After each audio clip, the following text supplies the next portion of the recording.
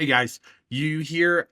We do apologize if this recording sounds a little weird. I have recently changed to a new recording style off our audio systems. So if this sounds weird, we are very sorry. Please give feedbacks down below if you heard anything weird and that stuff, and we will get to working on it for the next issue. Thank you. Enjoy the episode.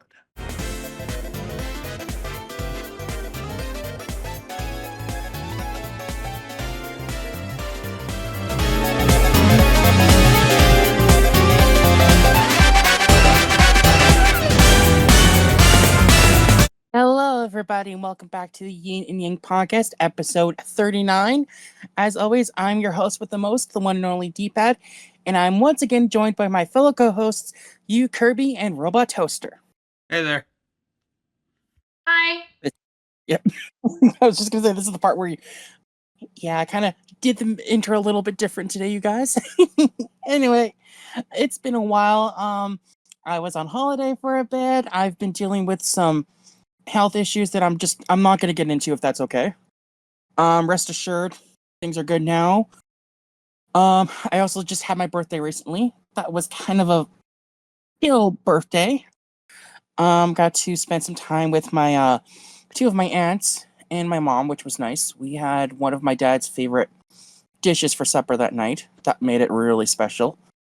And I got a couple of neat things for my birthday. I'm just gonna one of the things I got was the Big Bird Funko Pop, and this thing is big.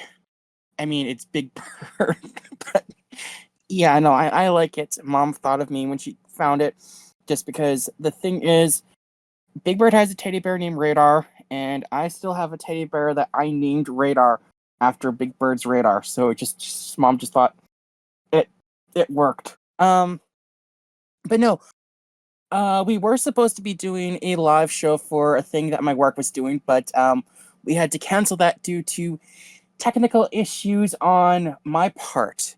Apparently, my phone doesn't work with the speaker system that work has. It's because the phone that I have is an iPhone 16, and the jack that they have for the speaker at work, it's for like the previous models of the iPhone. So I'm working at trying to get a portable wireless speaker because I talked to my boss and she still wants us to do something for work as like a fun Friday thing, if you guys are still interested in it.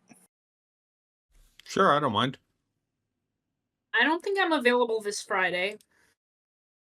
Oh, it wouldn't be this Friday. It'd probably be sometime like not this Friday though. Like I know that for sure. This Friday Okay, it's good, the carnival that I my have work's weekend putting on. plans. Yeah, you're going to Florida. Yeah, I'm going to a Star Trek convention. All right. Yeah, I know. It's not going to be this Friday for sure. I know that for sure.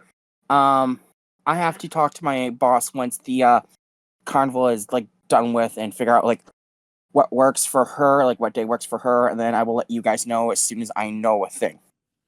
Yeah, you want to get your stuff set up before we start talking about the date, which that honestly is the best course of action. Yeah. No, she was actually kind of upset that we weren't able to do the podcast because last year when we did it, people really liked it. I've had coworkers ask me all the time, like, are you guys going to do like another live thing because they enjoyed it? We had a whole thing planned, but we had to kind of not do it because like technical issues. So I want to kind of do something like that because it was really fun for me just sharing my interests with you guys and like my coworkers, like they could see just I'm in my habit when I do this stuff, if that makes sense. But I think we just started like we did the intro long enough. How about we just dive into our topics, you guys? Well, I mean, I haven't said anything about the intro, so wow. Oh yeah, that's right. Yeah, I forgot your streaming update. Sorry, you. You are so stupid. Am I? Idiot! My mind's it's been all over the place. How's the streaming going?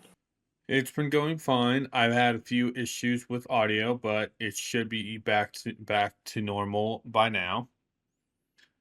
Um, I have started doing. I've over the summer I did Mario Sunshine, which is the worst experience of my entire life. So I will never do that How bad? again. Would never 100% the game for split screen unless if I'm getting 10,000 bucks from each of you, D-pad. Well, I'm probably gonna fork over the money. I know maybe Edgy would probably fork the money over just to see you suffer, and that's just my thing. Not sure about Mega.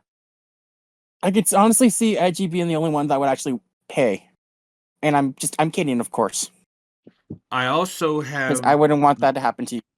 I also have started doing an hour of a gotcha each stream.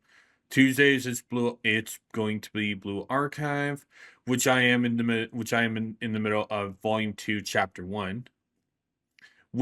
And the reason why I've started doing this is because it finally is on Steam. It came out during June. Yeah, you've been And pretty excited for that. because I don't have to use BlueStacks anymore, not anymore. More gotchas Mhm. should be coming. Should either have their own loader thing, like anything Hoyoverse made, Nikkei did, um, Wuthering Waves. Either their own loader or just go on Steam. Looking at you, Fate. I also have been doing Umu Musume Pretty Derby on Thursdays, but right now it is at an impasse. It is at a pause point because they really should not be forcing you to use your own characters for races and story because base races are based off of the career mode, and it does not work with a system like that. But I am going to be doing on Sunday morning. I am going to be doing a thing on the Discord.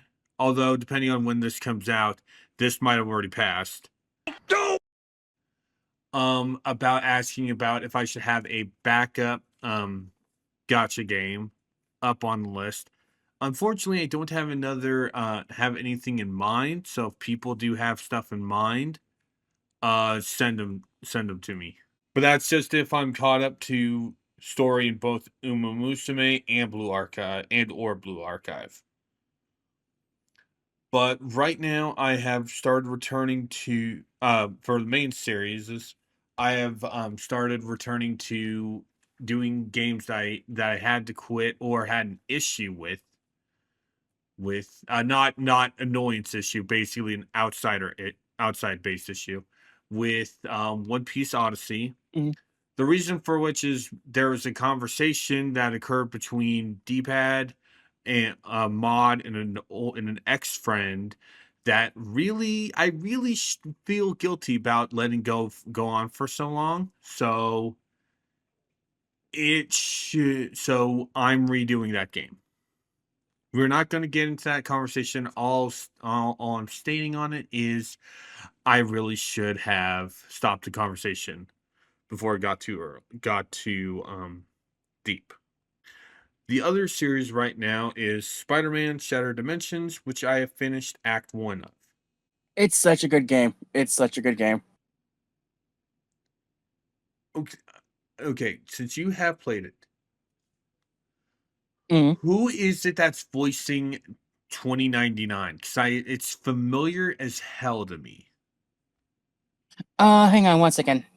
Okay. Let me, because If you honestly, had, like, I thought you had it on head. If on oh, I have it on hand. I just got like cruise through like the voice cast here, so just give me in here. Okay. Because yeah, that kind of like bugged me too a little bit. Well, yeah, it's Neil Patrick Harris as like the Amazing Spider-Man. Okay. Christopher Yeah. Daniel Barnes as Noir. Yeah. Dan Gilvezan as Miguel O'Hare, so Spider-Man Okay. 2099, and I Okay. think, yeah, he was also Spider-Man from the animated series, like Oh the yeah. 1981 series. Oh So that The Spider-Man, Yeah, that series, like that one. that Okay. series, like with the Kick-Ass theme, which apparently that was done by the guitarist for Aerosmith, apparently. Oh, nice. Yeah, apparently. And then you have Josh Keaton as the Ultimate Spider-Man. Yeah, and we don't need to And go on with the rest. yeah, Yeah, no. but yeah, that is what I currently have on hand. Hopefully, by the time One Piece ends, I should be back to Earthbound. Because for those that don't remember, I currently have it paused because I am low on money, and just recently I've been starting to get some money back. So I'm going to be getting my NSO back. Oh, that's good. Anyway, yeah, I could save more stuff for later on. Okay. All right, and Toaster, how have you been? I'm doing all right. I'm excited about the Star Trek convention this weekend, but I'm also facing some kind of harsh realities of adulthood. Well, I could have told you that. Welcome to adulthood. It sucks. It does. Yeah, but like we were talking earlier, yeah, like don't worry, I will promote your art if I can. Because like I know you want to I do the wanna. commissions, so Yes. I want to draw, and I want money, and I want to pay my rent. mm, mm. I'm not good at doing that much else. Well, shall we dive into our topics then, you guys? Yes. Yes. All right, let's start with you, Yu. Hey, this one has been in this first thing I've had has been around for basically back in June. But I'm sorry. yeah, you better be. But we finally have not only the first look at Chopper in the One Piece live action series, but we finally also have the season 2 trailer. This would the season 2 trailer happened way more recently than the Chopper reveal. Mm. I am totally happy with how Chopper looks in the game in the series. They could have messed it up. They could have done like Scooby-Doo in the live action movies, but no. They did a really good job with Chopper.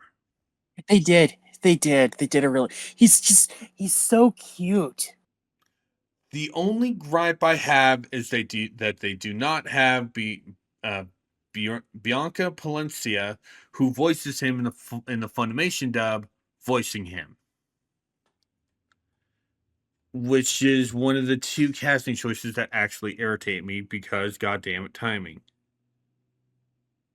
Well, it's not just timing; it's just they're part of the actual anime, so they probably wouldn't be able to do it because considering how long the anime takes to come out. True, but anyway, if voicing Chopper in live action is Mikaela Hoover.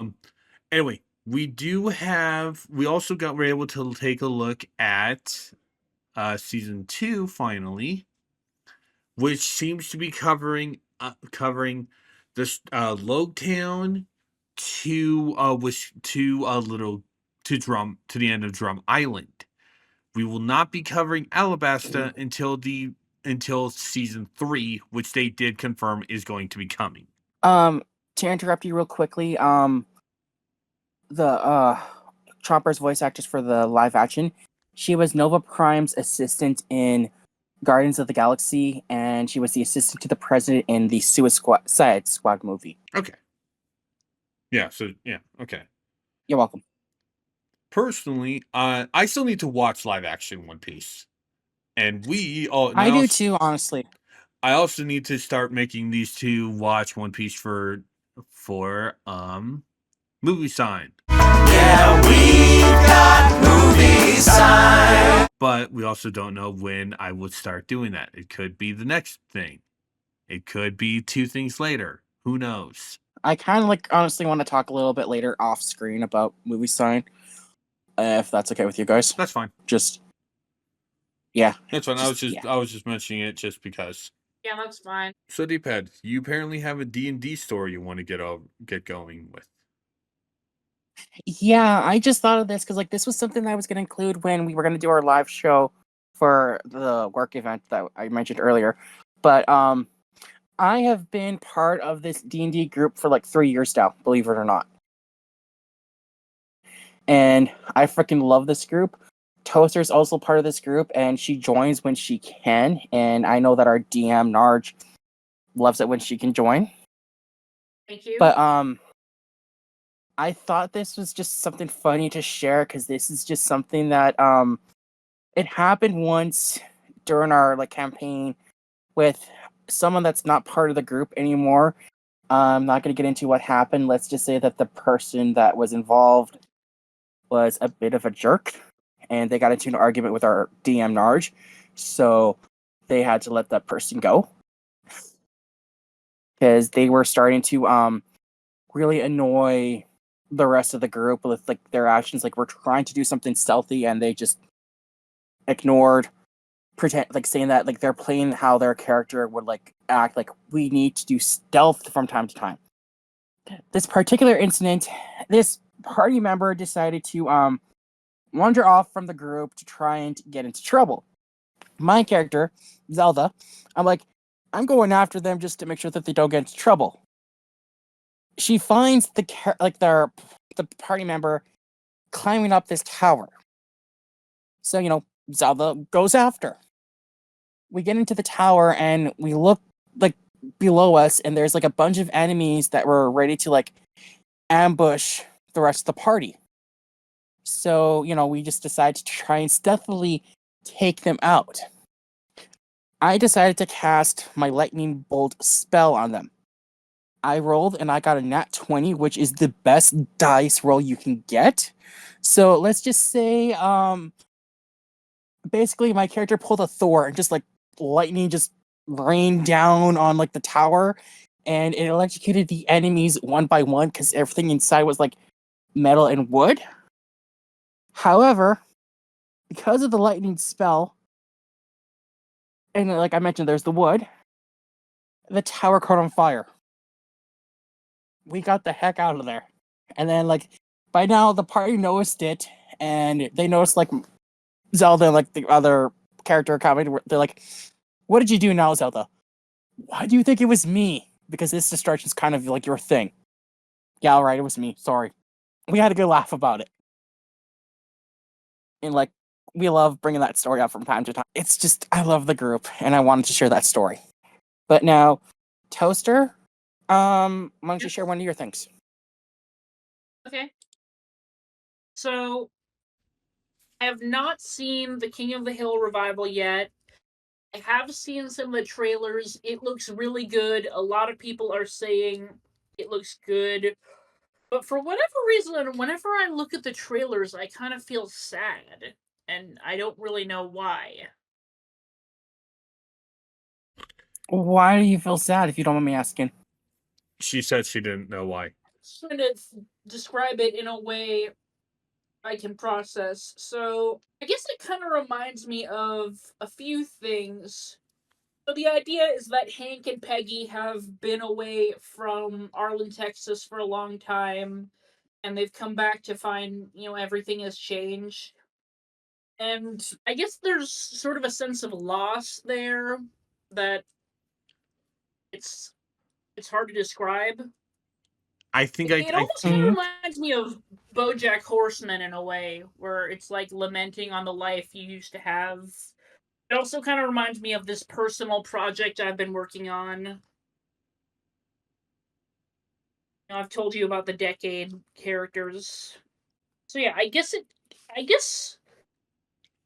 like King of the Hill has always kind of been about a guy with antiquated beliefs struggling to survive in the modern world. Like, that's not to say Hank is a bad person. He has a lot of positive qualities, like his strong work ethic and love of his family. But it kind of seems like he's now in a world that doesn't want him anymore, if that makes any sense. You would rather that Mm. the new season had been more continuing where last season picked off instead of just jumping right to basically in the future. That, and honestly, I don't think they needed to do King of the Hill with this concept. I'm sorry, I cannot word it properly. It's fine. It's fine. It's fine. No, it's like I stated the part of it perfectly. You wish that we'd gotten at least one more season that kind of led up to Hank and Peggy moving to Saudi Arabia. Yeah, that. I feel like it's too sort of a transition. Like, Mm. why even have them move to Saudi Arabia if they weren't going to show anything about it? Yeah, that sums it up perfectly.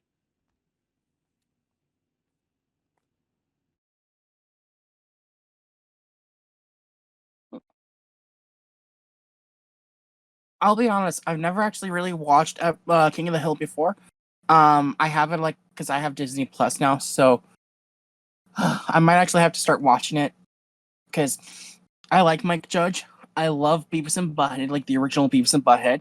I love Office Space. That is my favorite movie, like one of my favorite movies of all time. So, yeah, I'm gonna have to try and give King of the Hill a chance. And I like the voice cast. I like that Pamela Aiden, Milhouse from The Simpsons. She's Bobby. Yeah, she always has been. And like she reprised him for the continuation. Like she does a good job. Yeah, that's kind of shocking that, it's pretty common for female celebrities to play male children. I'm kind of shocked that she's still playing him as an adult. Do you want to take over then? If you're done, Toaster? Well, great. Now I'm surrounded by assholes.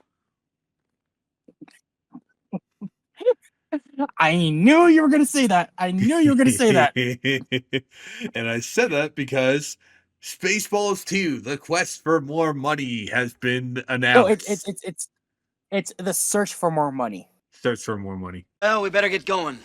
I wonder, will we ever see each other again? Who knows? God willing, we'll all meet again in Spaceballs 2. The search for more money. Well, either or works. Yeah. But yes, but we don't know. Have we don't know Spaceballs 2.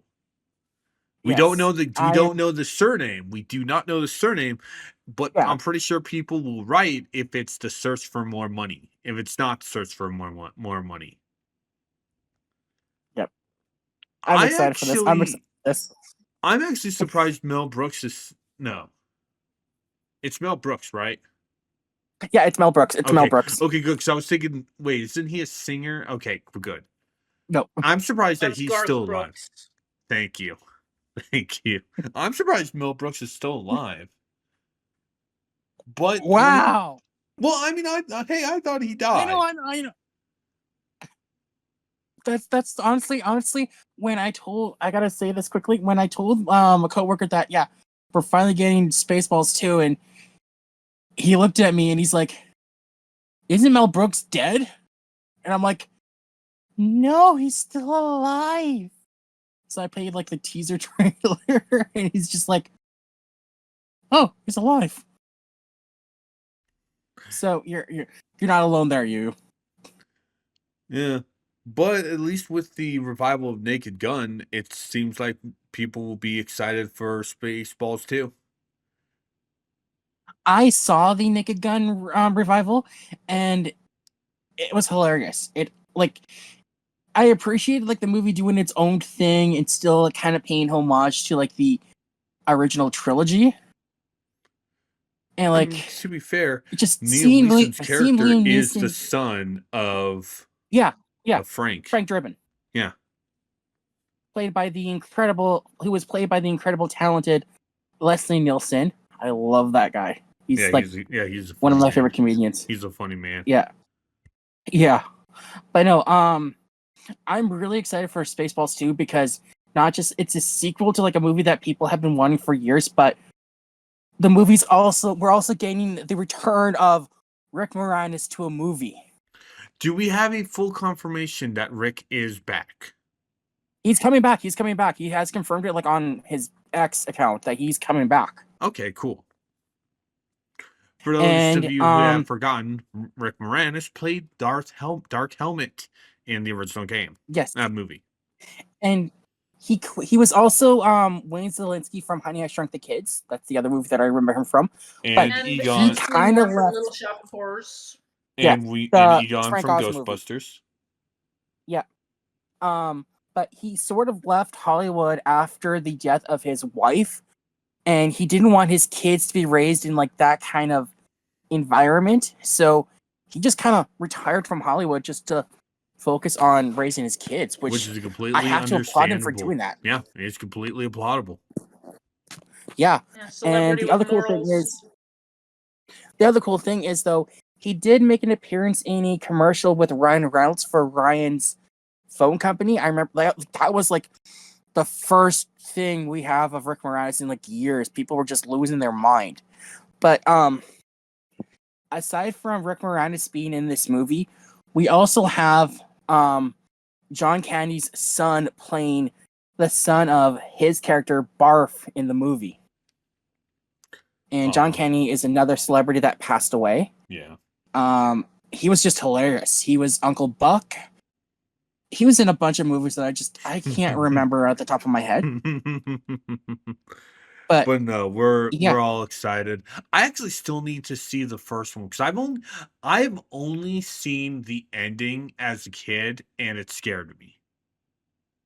Oh yeah, which the only thing I know about Spaceballs is Tuvok is in it. Yeah, Tim I'm pretty Russ. sure.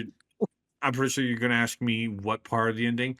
Basically, the ending, where Barf has the chest burster burst out of his stomach. It wasn't his chest. I thought it So was like, Barf. there's that scene. No, there was a scene at the end like that at the diner, and like over next to them, it's like a crew, and it's the one actor from Alien, like just as a quick cameo. Oh, okay. His chest gets like the Burst. chest Yeah, burster, it's an alien. It's an alien reference that they just have The Star Wars parody? Yeah. Well, Spaceballs was like Spaceballs, it was a Star Wars parody, but they also parody like other sci-fi stuff. But no, so like when the aliens bursting out of his chest, he's like, "Not again!" And then like everyone's kind of terrified of like the alien. He just looks, puts on a top hat, holds up a cane, and starts doing like the frog thing from Looney Tunes, like the "Hello, my baby, hello, my honey, hello, my." Yes, I just remember watching that, and just that part made me lose it. It was just the funniest thing ever. I was a kid when I first saw that scene, and it basically just scared me because not this. I was too terrified of the chest burster segment to actually get how funny the scene was when I was a kid. Okay, but I still need to basically watch the movie. I still need to watch the movie. So do I. All right. If you want, I actually have the list of who's going to be in the Spaceballs 2 movie. If you guys want to hear, go ahead. Sure. All right, so we have Kiki Palmer, Louis Pullman. Louis Pullman is the son of Bill Pullman, who played Lone Star in the original. Louis is going to be playing Lone Star's son in the movie. Okay, so we're going to get basically a Kylo Ren reference with him. Also, I always thought that Kiki Palmer stepped away from acting. That's a name I haven't heard in a long time. Yeah, that's coming back why. For it. That's why He's I coming back thought for she. it. Yeah, that's why I thought Like she retired. Like I thought she was just like Jeanette and just basically quit because of Dan Snyder's bullcrap. No, I don't think True Jackson was Dan Schneider. It was someone else. No, Mel Brooks as Yogurt, basically Yoda. Rick Moranis as Dark Helmet. Josh Gad and Delphine Zigna. Sorry if I butchered that name.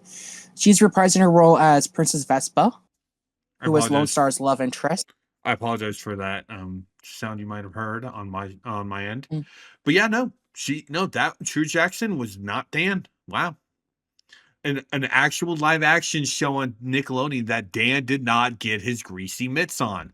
Holy crap. He didn't do Big Time Rush either. I thought that was him. Classified. I thought that was him. Okay. Nope. Huh. Nope. Toaster 1, not Toaster 0. Wow. Anyway, continue, I know D-Pad. that.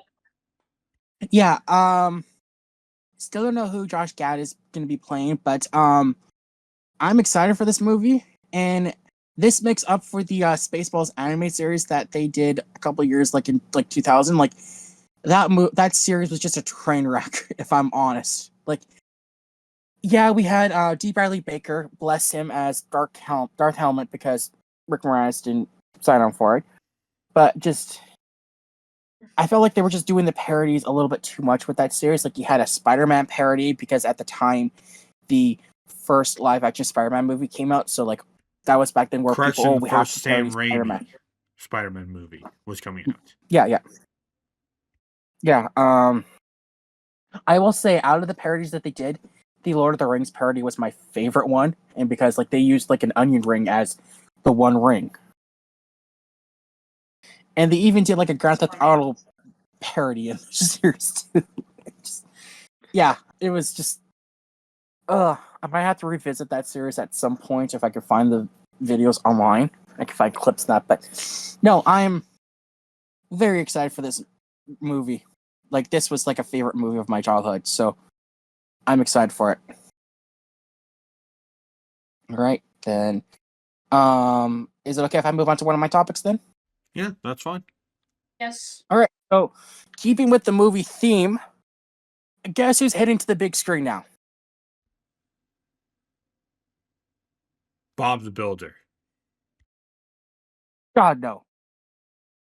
Archie. But he Archie can fix Andrews. it. Can Archie fix it? No, he can't. Just be I'll- him trying Yes. to get a date. God damn it, you. Whole movie. Archie. This caught me off guard, like, just as I was getting ready for, like, home today. Like, apparently, Phil Lord and Chris Miller are producing a live-action Archie movie. I'm going to state this right now. I'm hoping they're leaning towards basically the comics and not Riverdale. I was just gonna I was say, gonna say, please wasn't let it- there already a live action Archie? Yeah, Riverdale, and they basically just go they turn into basically live action version of Archie's Weird Mysteries, which was a cartoon series that was done in the 90s where they were basically they 2000s. just oh, thank you. Done by Deke. I remember that show.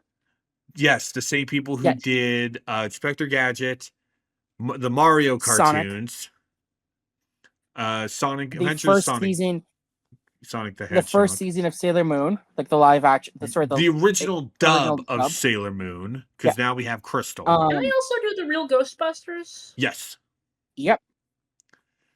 but yeah, basically it's just Archie with goosebumps. They're dealing Yeah. with supernatural stuff. Riverdale takes that and just takes that concept and kind of continues it, but not in the comedy sense. They CW, it's CW, so they CW all over it. So it's a stupid teen drama. Yep. Yeah. So anyway, here's the article.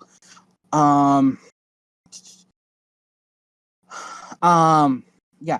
So the pair is going to be producing the live action movie with Alta Sud, president of their production company, Lord Miller, through their first look deal with Universal Pictures. Comic book author and appropriate arch of the new DCU, Tom King, is writing the script.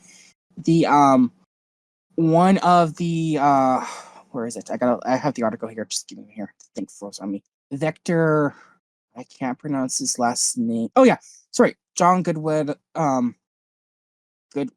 Water. Sorry, my eyes are just.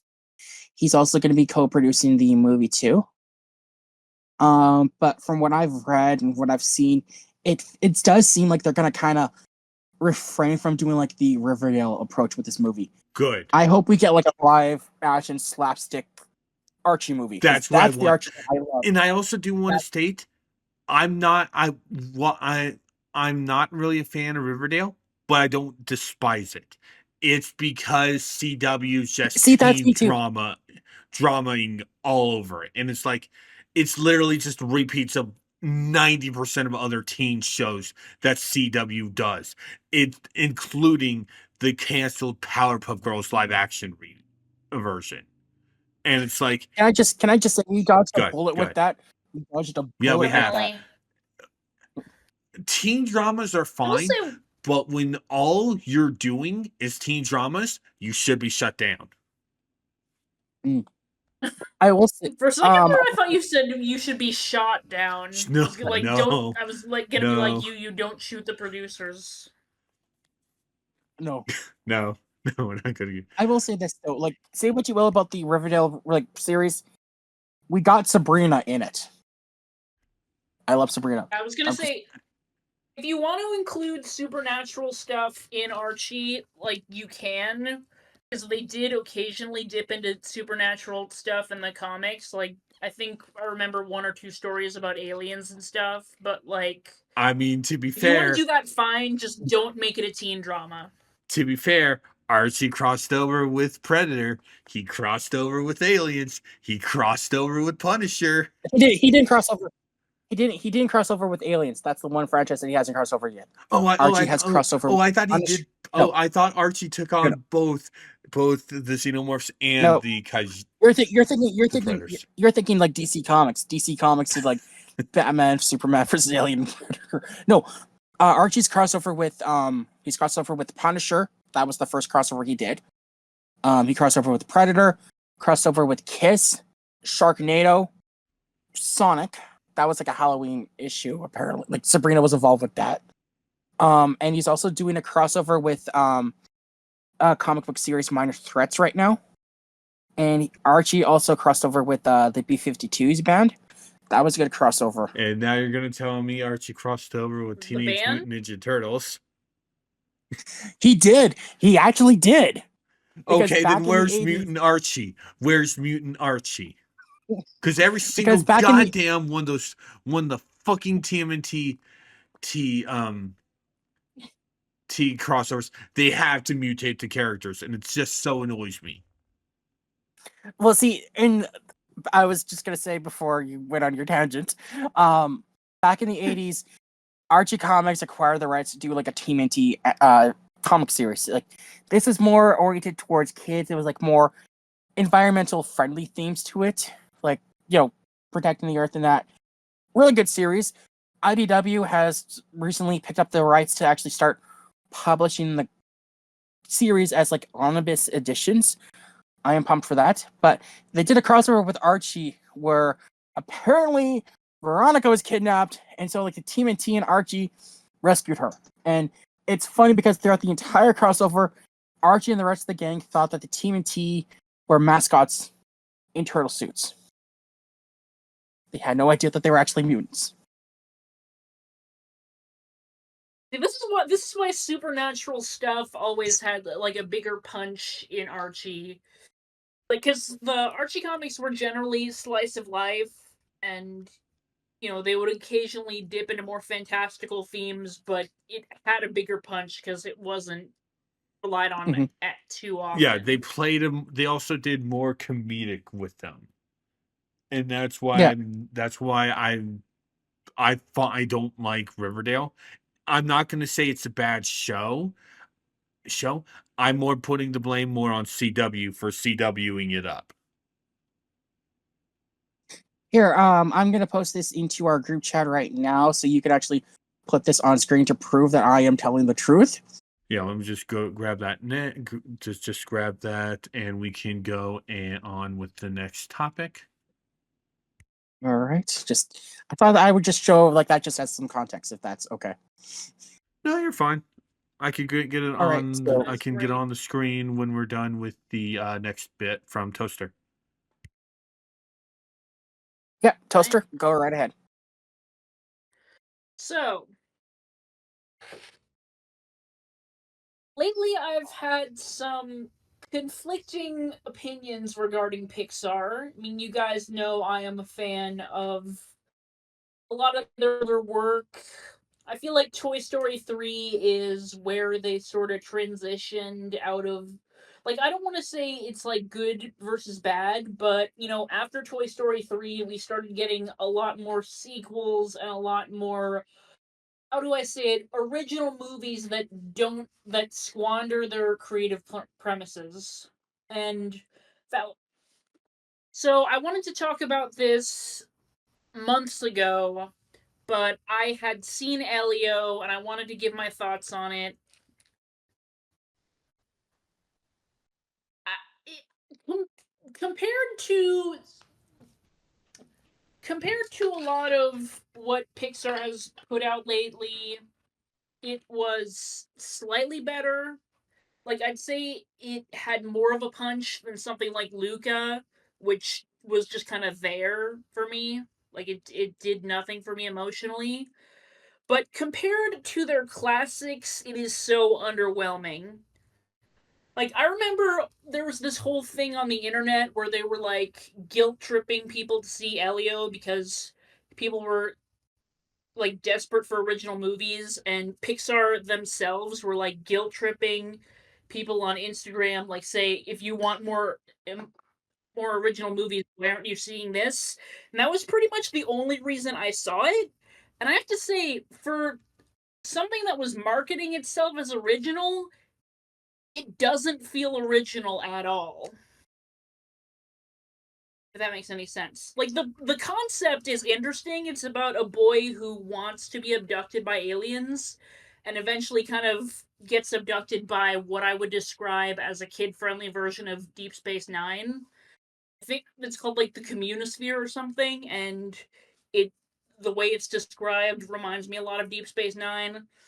But the problem is it relies really heavily on tropes and cliches that we've seen a million times in kids' movies. We have the socially awkward kid, dead parents, liar reveal plot line, another character desperate to who's like struggling to fit in with his cultural traditions. It's all stuff we've seen before, and I'm so disappointed that Pixar wasted such an interesting idea on such overdone story beats. I'm sorry if I'm getting a little bit heated. It's not a terrible movie. It's fine. It's a passable distraction for kids. It just breaks my heart that it's not as good as it could be. I liked the movie because Brad Garrett was it. That's the only thing I cared about. I like Brad Garrett. I don't even remember who he is. He was the villain. The guy who talks like this. Oh, the freaking diet Yeah. Klingon. Yes. But I am cautiously optimistic about Pixar's future, that said. So their next movie, Hoppers, I'm trying to get excited about it, but there are some things that kind of tip me off. I mean, the art style is fine. It's better than Elio, better looking. But there are some things in the trailer that do kind of irk me. Let me see. I wrote a bunch of notes down about it. Like, one of the things I really don't like about it is, again, this is just going off the trailer. Like, before there was a trailer, people were saying this looks like a ripoff of James Cameron's Avatar, and then they directly referenced that in the trailer, and and all I'm thinking is thank you for reminding me of a better movie, even though that movie wasn't too impactful. But yeah, when you directly reference something like that in your trailer, all you're doing is reminding people of something they could be watching. But anyway, that's just one nitpick. Um okay, so the premise of the movie is that a girl who's part of a science program or something, her consciousness is put in a robot beaver so that she can study nature. And well, one part of me worries that Pixar is treading old ground because they already did an environmental message with WALL-E.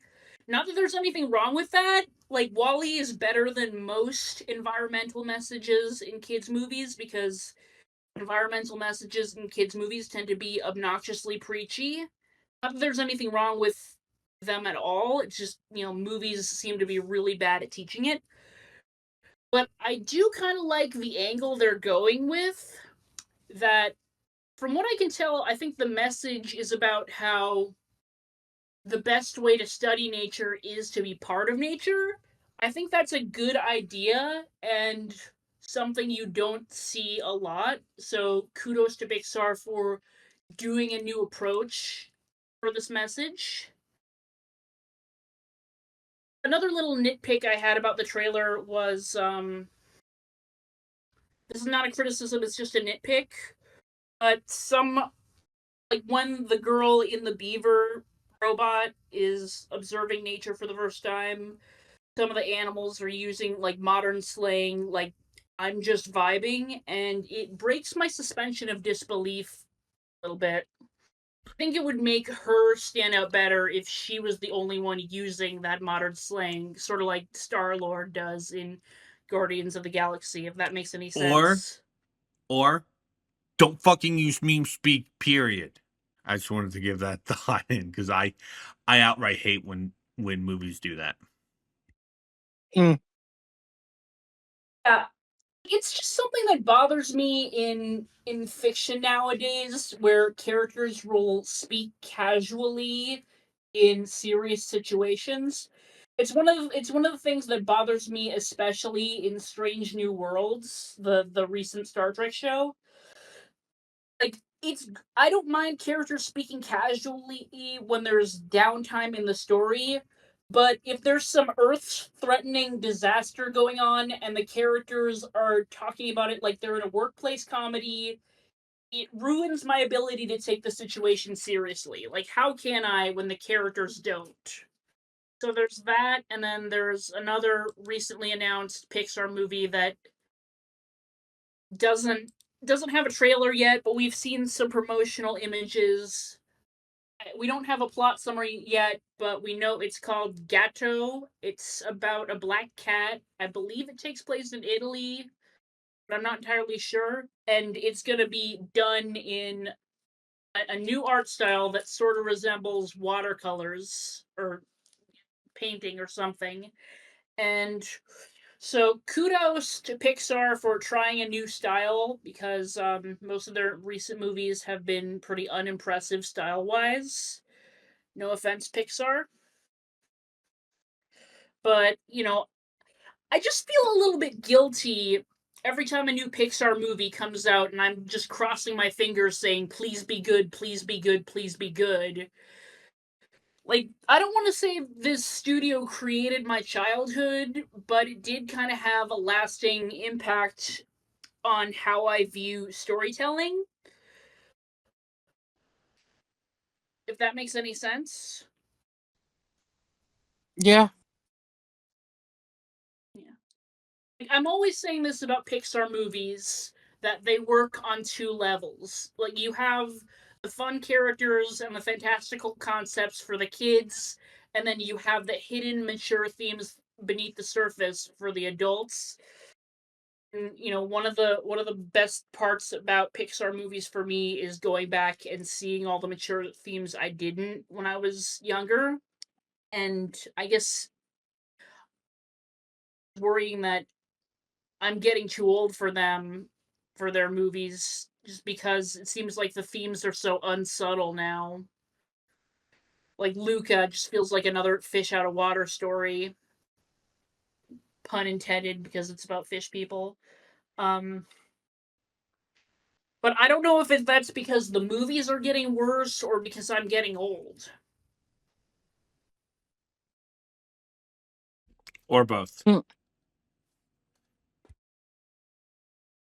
both. Yeah. I just hate to be disappointed in Pixar because they used to be the king of this. Yeah, now they're just... Yeah. Yeah, now they feel like just another studio. All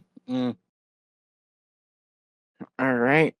I still haven't seen the movie myself, so I'm waiting for it to go on Disney Plus, and then I'm gonna give it a watch before I share my opinions. We're probably gonna have different Didn't you opinions on just the say you movie. hadn't seen it yet? Yeah, I hadn't seen it yet. I was going to see it, but then I ended up seeing another movie. I can't remember what came out at the same time. I ended up seeing that movie instead, and that was like a lot better. I can't remember what movie. I'll remember it later on. Okay. But yeah.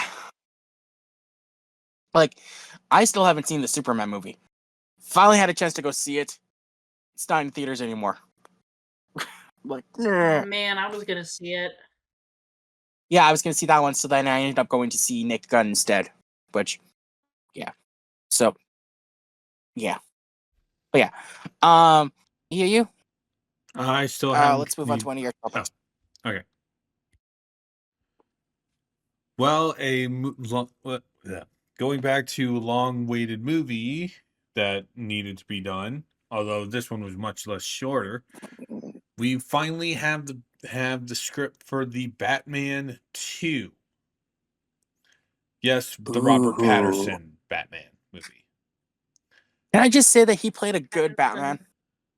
From what I've heard, Robert is a good Bruce. Yeah, like he's a good Bruce. He's just, I don't like him as Batman, if that makes sense. I mean, to be fair, there are people who say that they prefer Toby Maguire as Peter, but Andrew Garfield or Tom Holland as Spidey. So it's not the only time that people say that. I still need to watch the Batman.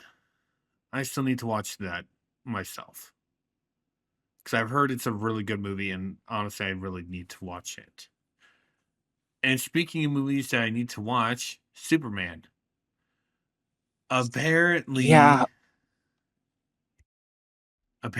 James Gunn has confirmed that in his film, Clark Kent wears hypnotic glasses to avoid people realizing, hey, Clark Kent and Superman look similar, and I love it. Yeah, I love it because it's a stupid thing from the Golden Age.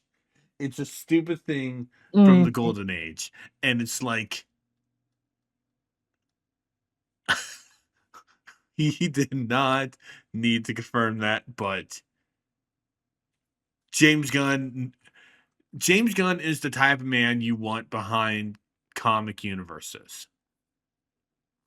Because he knows what to do. He knows how to do it. He knows what music to put in.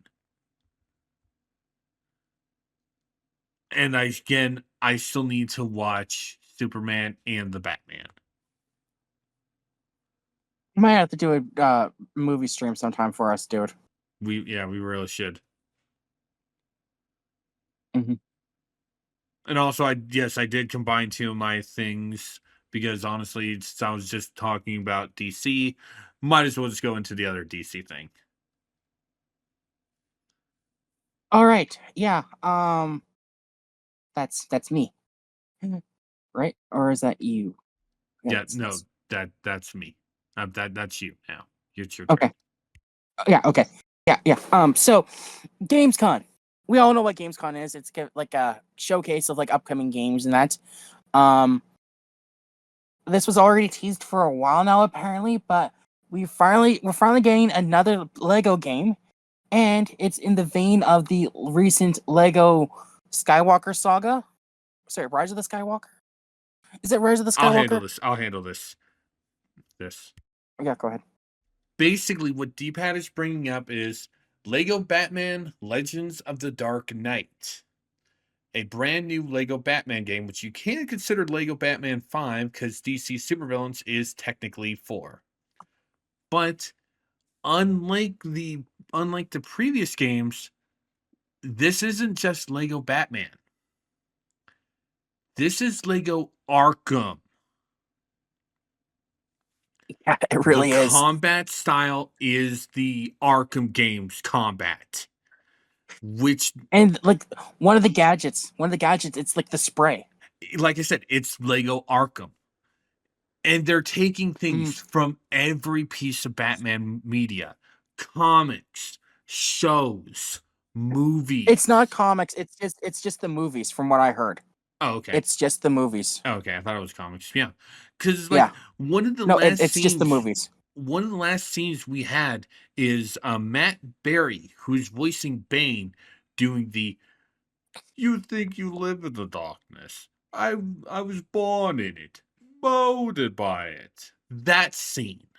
Yeah. And I did flub that completely, but yeah, no, you still get the spirit of it. Yeah. And they're doing the slapsticky comedy, because during that scene, Bane steps on a fucking Lego. He steps on a Lego brick. It's like, I could have got really hurt by this. Wait, how does stepping on Legos in a world of Legos work? It's making fun of the fact that joke. Yeah, that's the joke, and that's also making fun of people who have stepped on Legos and it hurts as hell. I can vouch from experience. It hurts like hell. This pain in the ass. This was done a day after I did my reactionary stuff for half of my stream. It was mostly Kirby Kirby Air Riders, which I am excited for. Mm-hmm.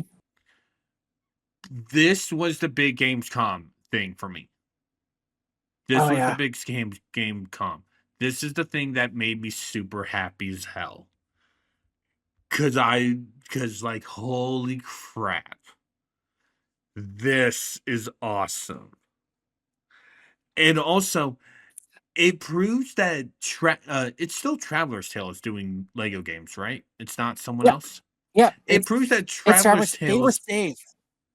Yeah, because like they went bankrupt for they shut down for a while, but someone bought them and they're back. Basically, part of this game is Traveler's Tales giving a big fat middle finger to Rocksteady, because they've stated that the Arkham combat would not work in co-op. Guess what has co-op? This game. Yes, it does. So fuck you, Rocksteady. But no, I'm excited for this game.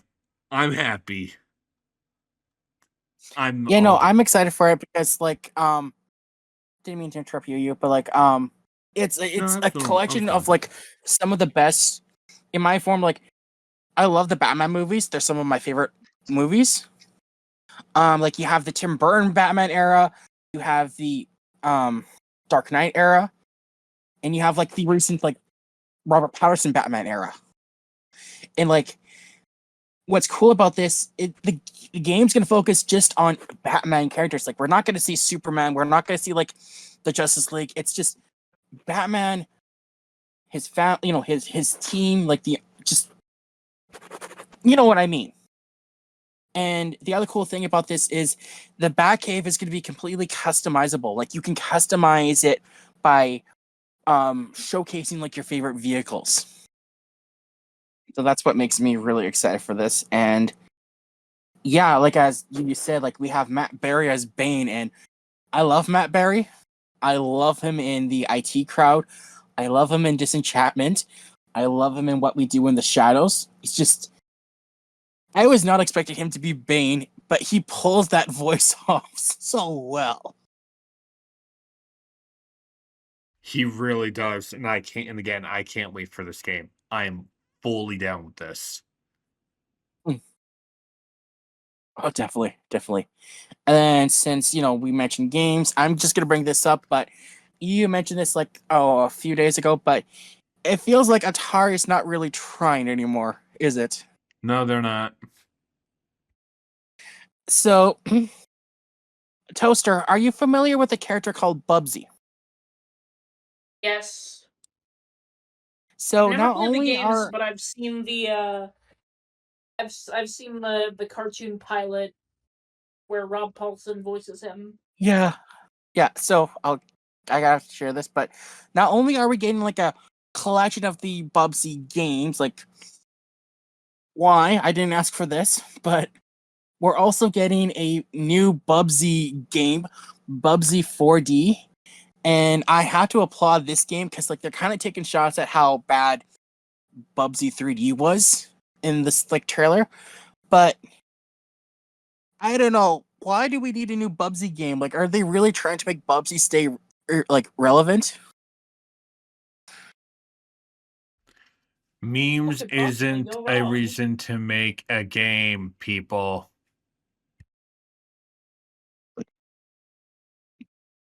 Make a Yeah, game it's it, so we can make news out of it. yeah, like Bubsy's like one of the series that people will meme a lot of, if I'm correct. And you can like vouch me for this if I'm wrong.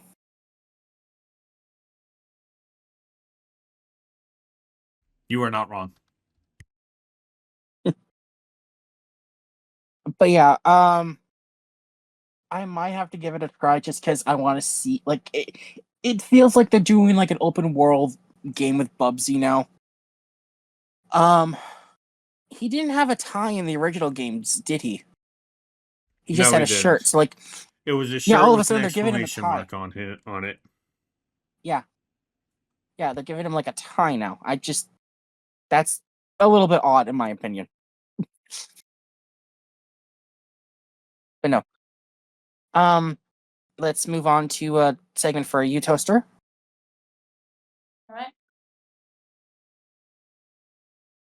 So another recent movie trailer I've seen that looks kind of interesting is the upcoming Cat in the Hat movie that's supposed to come out next year. Mm-hmm. You guys have any thoughts on that? I kind of want to wait for more info to come out first before I have an opinion, if that's okay.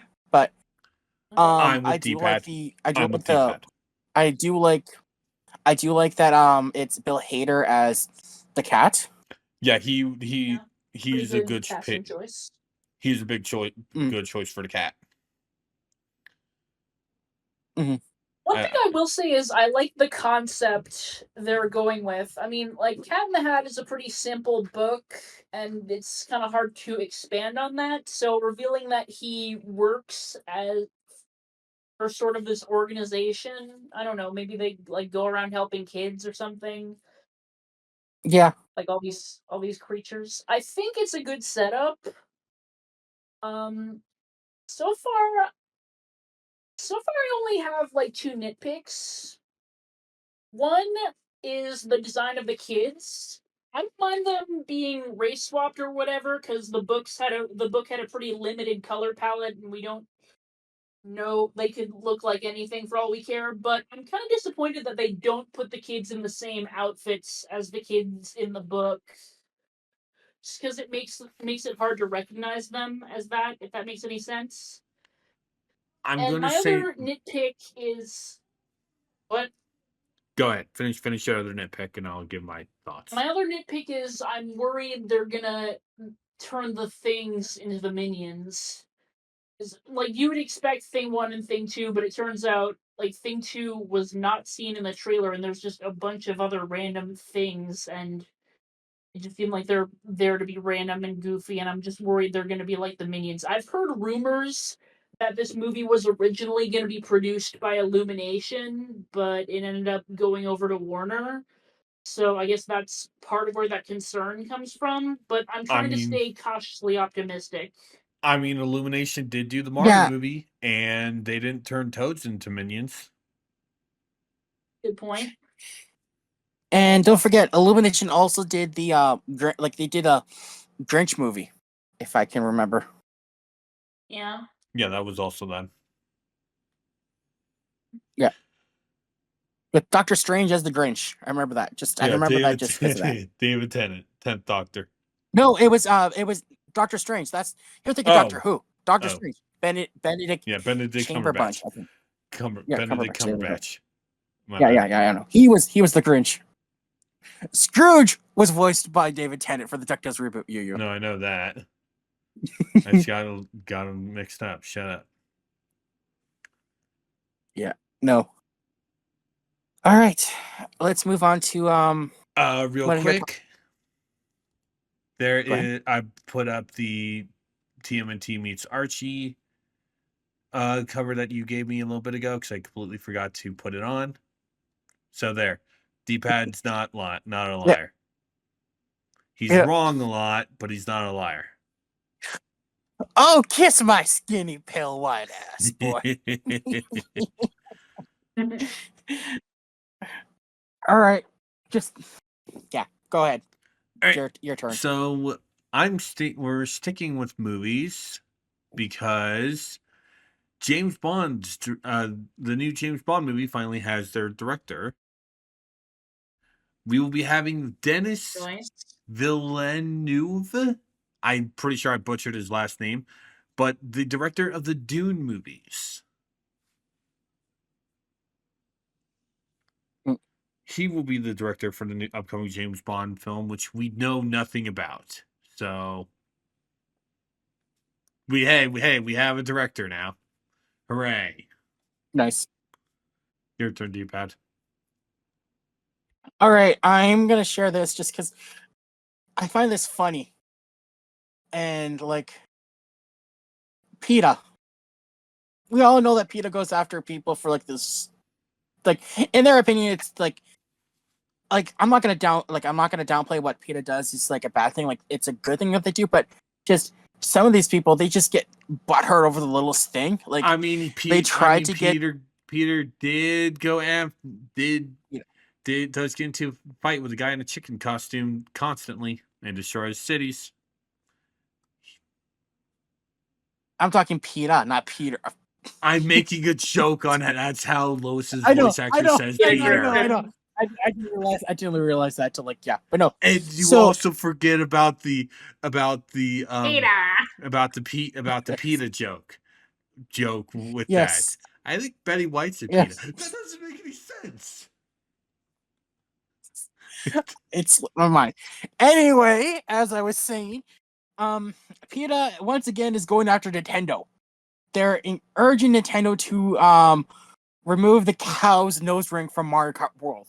Now, the cow, for some reason, is a character, a racer for Mario Kart World. Hey. I have the game. The cow is one of the best characters they've ever added. Oh, I didn't even know there was a cow in Mario. Basically, in Moo Moo Meadows, one of the tracks in Mario Kart, they added a cow playable for that. Yeah, I've played Mario Kart. Yeah. I didn't know they made one of the cows playable. They made a cow playable. They made a Cataquack from Sunshine playable. They made a dolphin playable. A Goomba. A dolphin. Yeah, a dolphin. But no, so I don't understand anything about it. they launched a campaign to urge the Japanese game maker to redesign the cow character because without the nose ring, a painful reminder of the cruelty cows endure in the meat and dairy industries. The brass ring on cow's nose glosses over real-world violence and cruelty to animals. That's why we're asking you to give this beloved bovine a small but meaningful upgrade. Remove the ring and let the cow race freely without any painful reminders of the industries that treat animals like profit-making machines. And then they ended this whole thing with leave the rings to Sonic and let Cal breathe free. It's a fucking video game, PETA. Yes. Also, This is the same group. This is the same group that went after Nintendo for the Tanuki outfit. they also had two. They've also had a campaign where two women were taking a shower in broad public, and it's like Okay, I'm then. legit surprised that nothing bad happened to those women. I'm legit surprised that nothing bad happened to those women because, like, Jesus, I would not have preferred something bad happen to those women to teach them a lesson. I'm going to go on Mm. record for that. It's like, no. I'm just saying I'm surprised that nothing bad happened to them. Yeah. And I also do want to state that there were people in a Blue Sky post that I learned of this were stating, I like eating burgers. And it's like, people, this has nothing to do with vegetarians. Every time you drink a glass of water, you're drinking a fish's house. And Suck on that, PETA. And I want to stick with the meat thing. It's like, I'm going to be straight honest. If you want to make fun of vegetarians for no reason, you're a piece of shit. Straight up, you're just a piece of shit. If the vegan or vegetarian is doing something forcing, I can fully understand making fun of them. But if you're just, it's like, I see basically a vegan. I'm vegan vegetarian. I'm gonna make fun of them because I eat meat. I want to deck you in the face.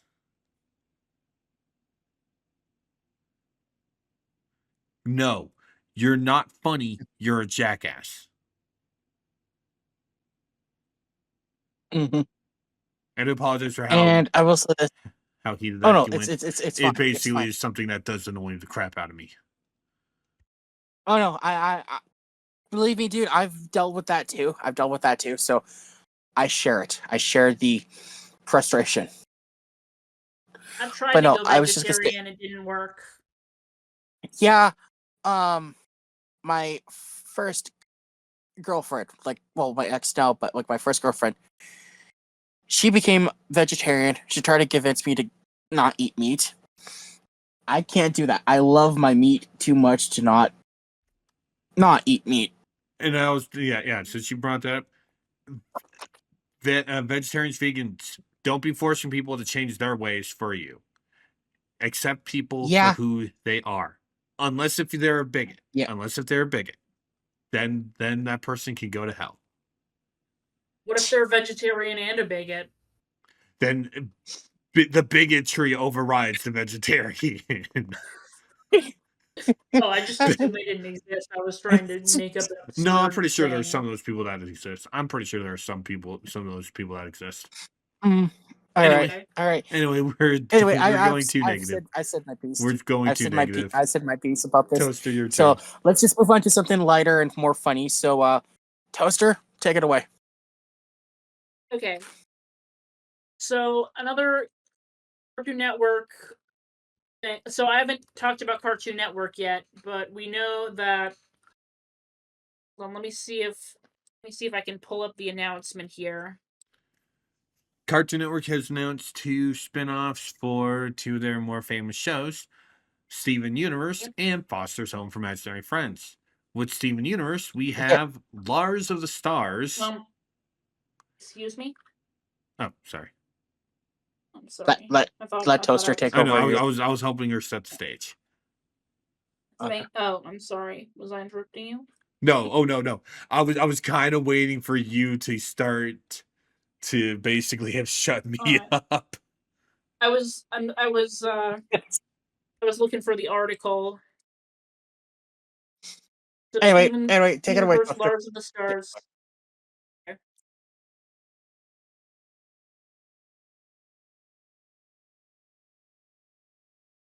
Cartoon Network is expanding the beloved Steven Universe franchise with a brand new series, Steven Universe Lars of the Stars, now in development for Prime Video. The announcement was made whatever. After a very brief introduction to oh, never mind, that's something else. But yeah, the plot synopsis so far is Steven Universe Lars of the Stars explores the past, present, and future of the universe. The series follows Lars Barriga, an eternal teenager and space outlaw, as he and his pirate crew smuggle contraband, evade the authorities, and uncover the darkest secrets of the fallen Gem Empire. And you know what? Normally, I'm not a big fan of side character spin offs, but I think this actually has potential. One of my biggest problems with Steven Universe Future is that it promoted itself as a way of tying up loose ends, but it still left a lot of loose ends. And hopefully, I'm hoping that this show can undo one of my biggest problems with Steven Universe, which you guys know what it is, right? I can't remember. Refresh my memory, please. We Refresh my never memory. find out the Diamond's motivation. We I thought it never was find greed. out White Diamond or any of the Diamond's motivation for keeping this colonization up. And I thought it was it's just really greed and evil. disappointing that what I thought the reasons was just pure greed and evil. yeah, but that doesn't make sense in a show like Steven Universe, which is all about moral ambiguity. Like it explores so many motivations of its heroes and former antagonists. You know, Lapis Lazuli, she didn't like the crystal gems originally because she was caught up in this war and trapped in a mirror and motivated by her trauma. You know, Peridot, she was against them because she was trapped on Earth due to their actions. She was just trying to complete a mission, and then she was after them until she gradually came to their side. Jasper, she was interesting because she had been socially conditioned to believe her only value in life was to fight. And then with White Diamond, nothing. She just wants everyone to fall in line for reasons. And when you have a show that's supposed to be like Deep Space Nine levels of moral ambiguity, and your big bad is a mustache twirling villain, there's kind of a disconnect there. Like you can't have a villain who's evil for the sake of being evil might be fine in a comedy cartoon like Wacky Races or something. You know, Dick Dastardly is funny, but you can't have that in a serious story-driven show. So I'm hoping that Lars of the Stars will actually explore the Diamond's motivations for, you know, basically being space parasites.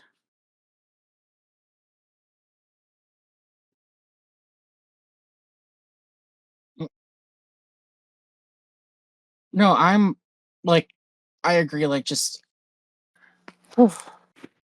I felt like Steven Universe Future, like just yeah, they tried to resolve some stuff and they just didn't really resolve stuff with Lars.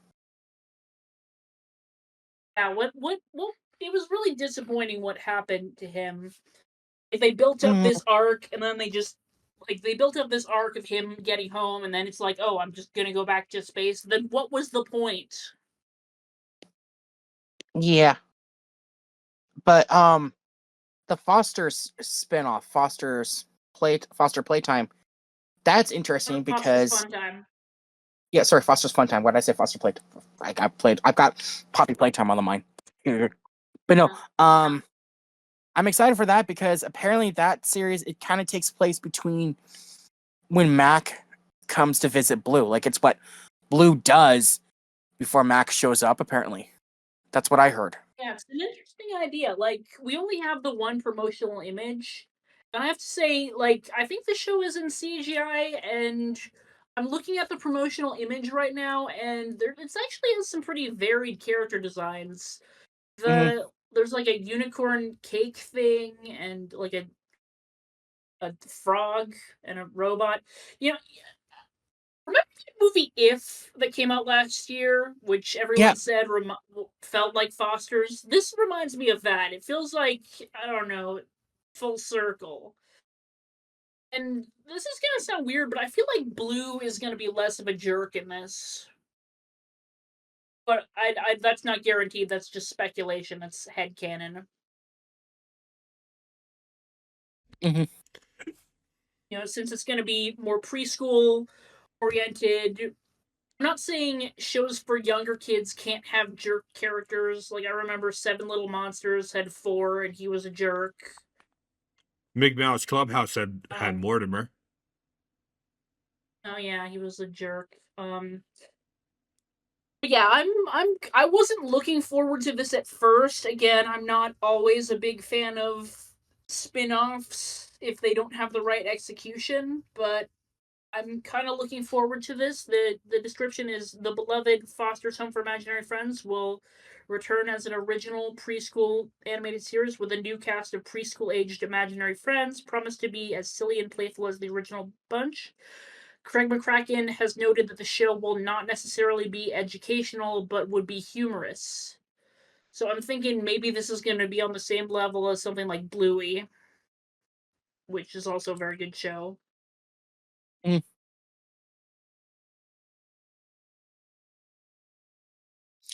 Yeah, no, that makes sense. And like honestly, it does sound like I'm excited for it, and the fact that Craig's also working on a Powerpuff Girls revival. Like a good Powerpuff Girls revival. Fingers crossed it's good. And since we're on the topic of Cartoon Network stuff, do you mind if I share this with you guys quickly? That's fine. Visit. So, Mr. Warburton, the creator of Kids Next Door, him and the rest of like the voice cast from the original series, they're going to be reuniting at a convention coming up, and they're supposed to be doing a live table script reading of something, and the evidence points towards Galactic Kids Next Door. Awesome. Because like Kids Next apparently Door is there's a good something in the show. works. There's something in the works, and if this works, we could actually be seeing the long-awaited revival of Kids Next Door, Galactic Kids Next Door. Which, please don't toy with my heart, Mr. Warburton. Don't toy with my heart. I have been wanting this for a long time since the initial teasers were leaked online. This could be good. I have high hopes. Kids Next Door is great. I feel like I don't Mm. talk about it enough, but it is great. Oh yeah, it's funny. Anyway, Speaking of let's things move on with towards high hopes, we some time ago we had gotten to a name drop to actors in Spider-Man: Brand New Day. Mark Ruffalo and Jake Gyllenhaal will be reprising their roles as Hulk and Punisher, and joining Tom Holland in the upcoming Spider-Man movie. We have Ooh. Why? I like. Don't sound disgusted. You look. You sounded disgusted. No, like I'm trying to I'm trying to sound like the LGMs. Okay, bite me. Ooh, like Yes. that? Yes. I'm trying to sound like that. Anyway, proceed. Proceed. Anyway, we don't know in what type of situation Peter will be dealing with Frank Castle and Bruce Banner, though. So that's kind of a little annoying. High school reunion. No, I don't think so. There are people that are going, hey, the villain's probably going to be Mr. Negative. That means we're going to go away from Smart Hulk. I'm going to be straight honest.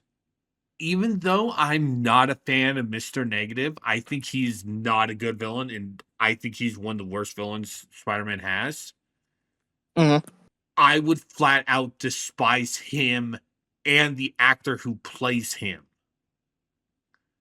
If that is what his role if that is what if basically all Martin Lee is there for is to bring Hulk back to normal. I would that would drag the movie straight down if that was the case. Because I'm just going to see Mr. Negative as a plot point, even if they don't kill him off at the end and want to use him again. I'm just going to see him as the plot point that they used because people whined and didn't like Smart Hulk. Smart Hulk was Smart awesome. Hulk sounds like a phone app.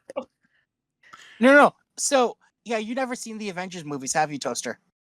I have not. All right, so I'm just going to say this quickly. Basically, So, during the time skip of Infinity War Endgame. and Endgame, Bruce Banner and the Hulk basically became one person. Okay. So while it's the Hulk's body, it's Bruce's mind. yeah. Nice. So he has the genius, which Mm. there Mhm. was I think that Normal Hulk is not like this, which is what people are complaining about. But honestly, I don't mind Smart Hulk in the films because it gives him something to do other than just being loud and screamy. See, in the Marvel comics for the Hulk did have his own mind, like his own persona, and like it kind of like clashed with Banner's. Like, and then there was a point where Hulk actually became this mega evil villain who kind of like just got rid of his Banner personality. Like he Mhm. got rid of Banner. Like Devil Hulk. I can't remember. But, yeah. No, I kind of agree with you on this. Like, Mr. Negative is my least favorite villain for Spider-Man. Like, I liked him in the first Spider-Man game. They really did what they did a reason like why he was in the game. Like, I have to applaud for that. But And I liked his actor. His actor was really good. oh yeah, his actor's was good. God, I can think of his face. I can't think of his name. He played as the main character in Sleeping Dogs, if I remember correctly. Yeah. Hang on, I'm gonna look that. But no, I liked him as a character. I didn't mind him in the game. I felt him forced in the game, especially when they go with the reason why he has his powers is because of Norman Osborn. And it's like, so they tie at least 2 of the Sinister Six to Osborn, which honestly, I didn't like that because we already had a better standing with So, that Mr. in Octavius. Go ahead. Mhm. So, hang on, I'm looking through the list right now. So Mr. Negative was voiced by Stephen Young, Yeah, him. and I'm just gonna list off some of his credits if that's okay. Yeah, that's Like fine. voice work. That's fine because He was KK. He was KK from Ghostwire Tokyo, a good Okay. game. I love that game. I still need to play that. He was also Jason Todd in Gotham Knights. I forgot he was Jason Todd. That's also Yeah. granted it's Gotham Knights, so I'd never actually played that. Mm-hmm. He was also in NCIS Los Angeles as Navy Commander James Mizaki.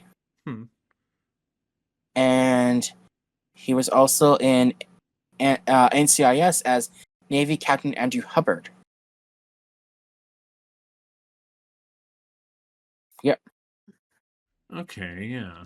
That makes sense. Yeah. I was wrong. I was wrong. He was not Wei Shen in Sleeping Dogs. Yeah, that's why I had to like look to just double check. Like Yeah. I'm not discrediting you or nothing. Just Yeah, I wanted no, to like make sure that we were. that was me. That was me being dumb and confusing the 2 characters. That was me. That was fully on Yeah. me. Mhm. But yeah, no, he. All right. Yeah, he did. David did a real good job. Yeah. All right. Is it okay if I move on to one of my topics? Yeah, go ahead. All right. So with games coming out, Steven, my bad. we were kind of teased. Like this was kind of teased for a while, but we're getting a brand new SpongeBob SquarePants game, and I could not be more excited for it. I'm excited for it, but I have to state this. THQ, where the fuck are the other Nicktoons games you promised us? Like they promised us geek other Nicktoons games, even collections. Where the fuck are they? Well, the SpongeBob game is being done by THQ. Exactly who I was Like the talking same. to. Oh, I drew a mind blank. Yeah. I do know that Go ahead. Gamer Mill is coming out with that Nicktoons Dice of Destiny game. Yeah, but So, that's not there's THQ. Yeah, THQ yeah. is the one that promised us stuff like Tack Collection. Jimmy Neutron. Yeah, Jimmy Neutron, Rugrats, Like, that Nicktoons. stuff. That Like stuff. the original Where the Nicktoons games. fuck are those, THQ? They probably have the contract. They just have to work on this first before they can actually do stuff like that. Like, you have to Hopefully. yeah, but no. So Titans of the Tide. The synopsis focuses on Bikini Bottom kind of turning into like this spooky place after you have the Flying Dutchman clashing against King Neptune, just for the most silliest reason. Dutchman gets into it with Neptune because Neptune kind of downplays how scary the Flying Dutchman is. And so you get to play as SpongeBob and Patrick. I'm excited for this because this is the first game in a while since I think Battle for Bikini Bottom where you actually get to play as Patrick. Movie game. Oh yeah, the movie game. I forgot the movie game too. No, if we're going off for that, then Creature from the Krusty Plankton's Krab. Robotic Revenge. Oh, Ooh, okay, yeah. Robotic Revenge. Yeah. I forgot. Yeah, no.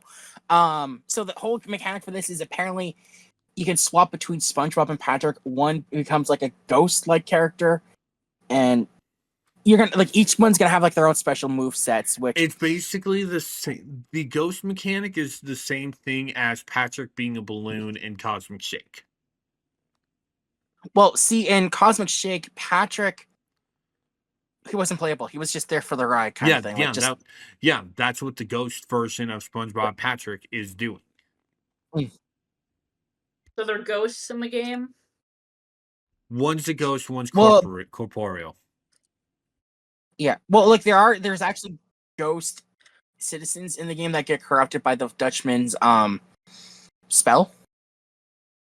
Yeah. Yeah. I remember so there was that. an episode where the Dutchman turned SpongeBob and Patrick into ghosts. Oh God, yeah. We're bringing back Dutchman's Revenge. Oh God. No, we're not. We're not bringing back Dutchman's going to hypnotize people with shiny things because. Oh no, it's reasons. Will the Flying Dutchman do that? In Revenge of the Flying Dutchman, yes, he did. The only one he didn't hypnotize was Patrick, because Patrick's stupid. Yes, Patrick's stupid enough already. Valid. Yeah, and I'm just gonna mention this now because I'm on the topic for games, but because it's the anniversary for Pac-Man, and they're coming out with a remake of Pac-Man World 2, which I'm excited for. Pac-Man is going to be crossing paths with Sonic the Hedgehog. They're going to be doing 2 collabs. Pac-Man and Inky, Blinky, Pinky, and Clyde are going to be characters for Sonic Racing Cross Worlds. There's going to be like a track based on Pac-Man, which is just, the I third like it. in the season pass, the paid DLC pack. And then apparently there's going to be like some DLC for Pac-Man World repack. Sorry, Pac-Man World 2 repack that has Sonic in it. So that's going to be interesting to see what they do with that. What that is Pac-Man running through classic Sonic levels, including Green Hill Zone. Oh, nice. Which honestly, I kind of like the idea. They're also giving him a Sonic hoodie to wear. Yeah, I saw the hoodie. No, it's a Sonic Pac-Man, hoodie. It's a Sonic hoodie for Pac-Man. Pac-Man's getting a Sonic hoodie. That sounds awesome. They have like spikes on the hood. Yeah, no. I just wanted to share that quickly. So let's just move on to Toaster. Oh yeah, the Captain Underpants manga was announced, and it caught me completely off guard. They would. It caught everyone off guard. Like, Yeah, it what caught the me off hell? guard. What the hell? Why is Captain Underpants getting a manga in the year of our Lord 2025? Because why not? Yeah. Because it would be cool to have. I think I remember Dave Pilkey mentioning in interviews that he was like a fan of Japanese culture, like kaiju monsters and that kind of thing as a kid. So I think I see the logic behind it becoming a manga, and some it must be a pleasure for him to see another artist give life to his characters. I don't know. It's how I would feel if something like that happened. I remember when the DreamWorks movie came out. Um, like Dave Pilkey was kind of putting out on social media, like just how thankful he was that they made the movie. So I can only assume this is that same way, and I'm really curious about how it's gonna look. I'm looking at the image right now on Amazon. We'll say the George and Harold's facial expressions crack me up. Captain Underpants is a little weird looking. He almost looks inflated, if that makes any sense. But yeah, George and Harold, they kind of Mm. have like typical anime eyes, like very details, and Captain Underpants has like dot eyes, like line eyes, kind of like they had in Dave Pilkey's illustration. So it is kind of a weird combination. The shading and lighting is pretty nice. I don't want to judge a book by its cover, but I'm liking this cover.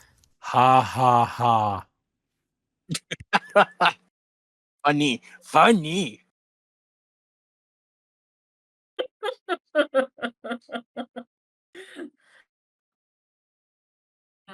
Anything else, you guys? Let's move on to Yu's topic then. Okay. Alright. So, NetherRealm is actually doing something smart again, and we're getting a Mortal Kombat Legacy Collection.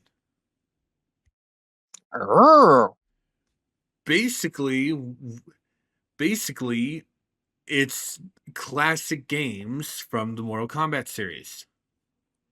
So far, the games we have listed are the original Mortal Kombat, Mortal Kombat 2, both normal and ultimate Mortal Kombat 3, Mortal Kombat Trilogy, which was the first 3 games on PS1. Mhm. Mortal Kombat 4, Mortal Kombat Advanced, and the GBA version of Deadly Alliance. Not sure why not the main version, but they could be announcing that later. And Mortal Kombat a Tournament Edition, also on the Game Boy Advance. But as of today, they announced 2 other games, which is a really funny mechanic that they've actually announced. In fact, and I want to get Is this what I think it is? I want to get the image up on screen before I do it. Is this what I think it is? I don't know. Maybe. God damn it! Someone's gonna be on my blue sky already. Come on! I know I had someone reacting to this stuff. I really should have had this, but I just thought of this before. A few moments later. There we go. Now I got it.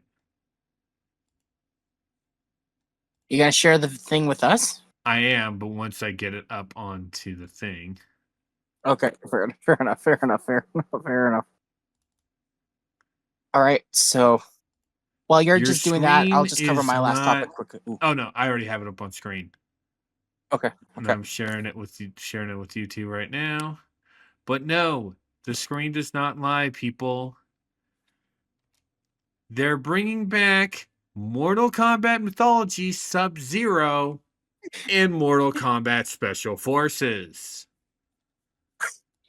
Two of the most notorious as shit games on the fucking collection. Oh, I love this. Bravo. Also, D-pad, when I had that up on screen, you better be putting in the following scene. You better be putting on the following scene, because If that I can find a clip of it. yeah If I can yeah find a clip of it, okay? if you can find a clip of it, yeah.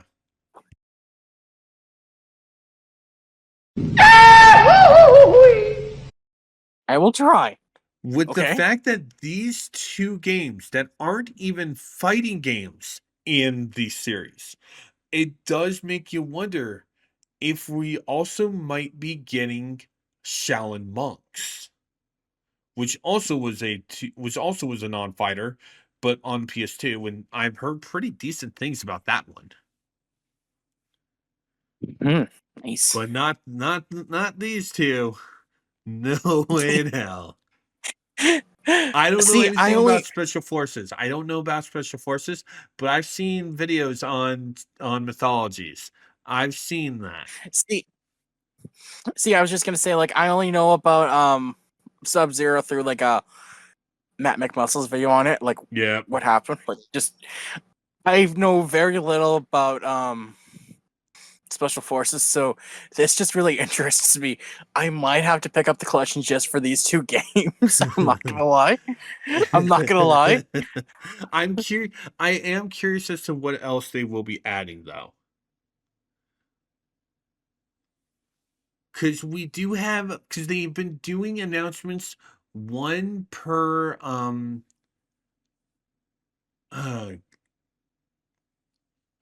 the words on the tip of my tongue. One per big gaming event. So we do Fair wonder enough. where and when the next big one will be.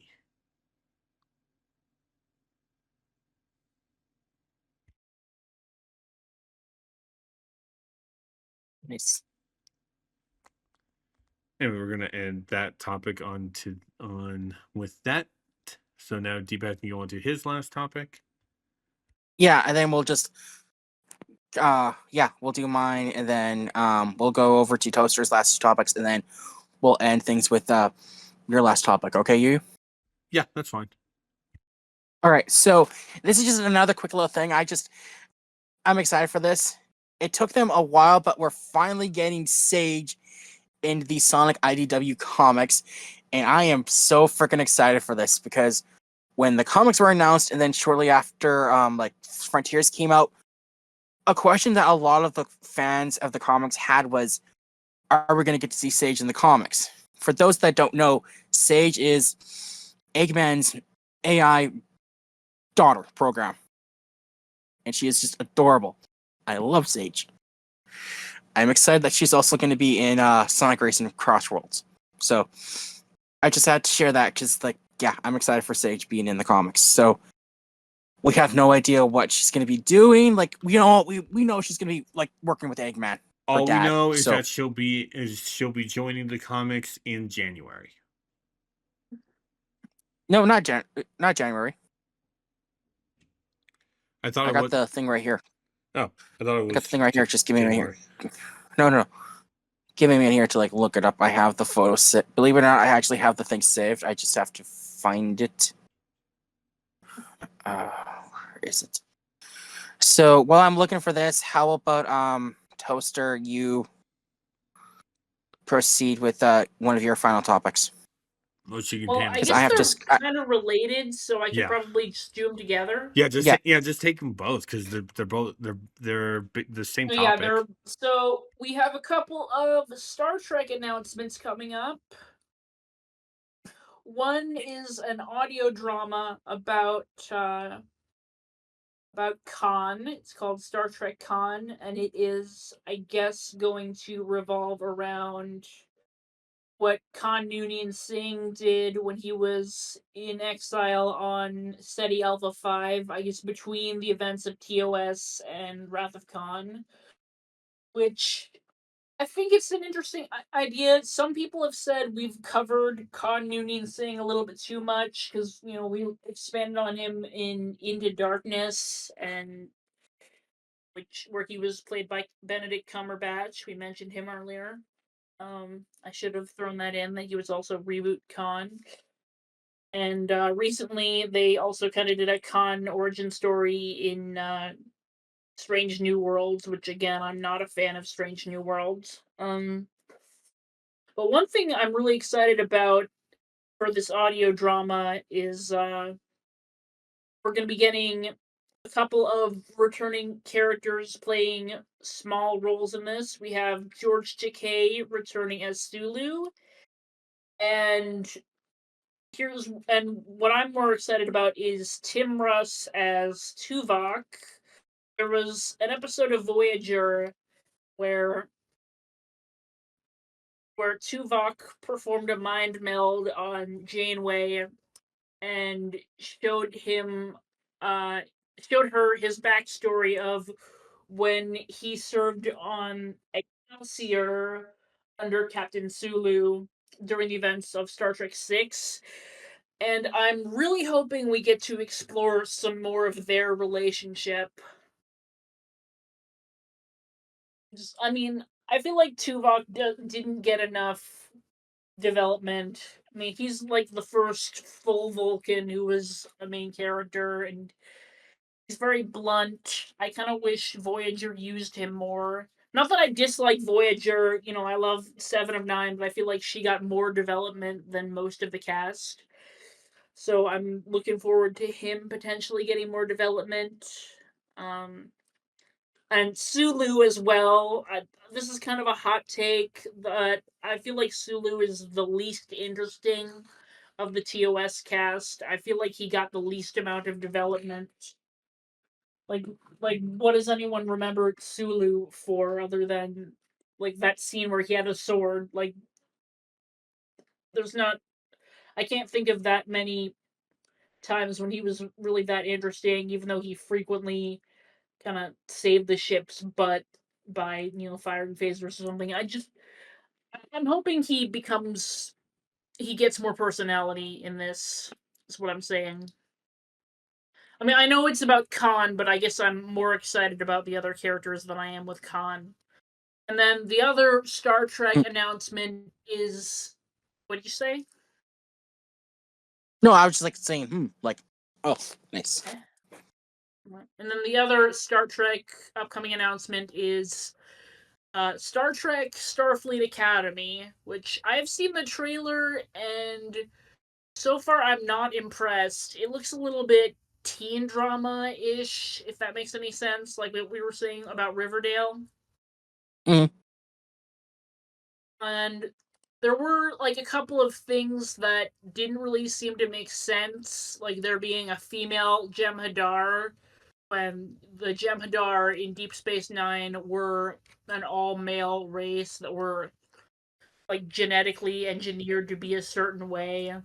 And some people have kind of made the excuse saying that it's half Jem'Hadar, half Klingon, which doesn't really make sense to their culture because the Jem'Hadar frown on recreation and pleasure, and it's strongly implied that sex counts as that. But then again, supposedly this takes place around the same time as the later seasons of Discovery, which take place far in the future. So people are saying maybe Jem'Hadar culture has changed a lot since the Dominion had changed a lot. But anyway, I showed you the picture of the main characters, right? Yep. Let me get the image. Or I'll post it in the chat.